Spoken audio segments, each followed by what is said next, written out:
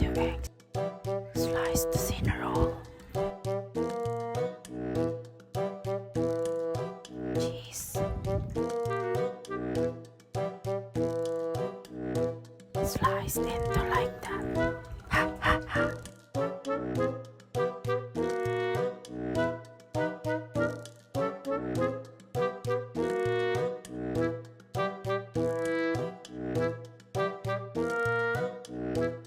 Flour, salt, pepper, 1 egg.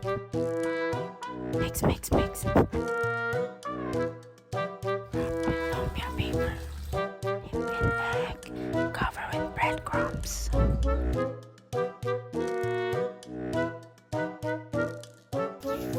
Fry, fry, butterfly.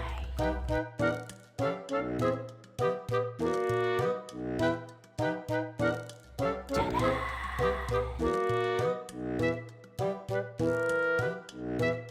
Yummy!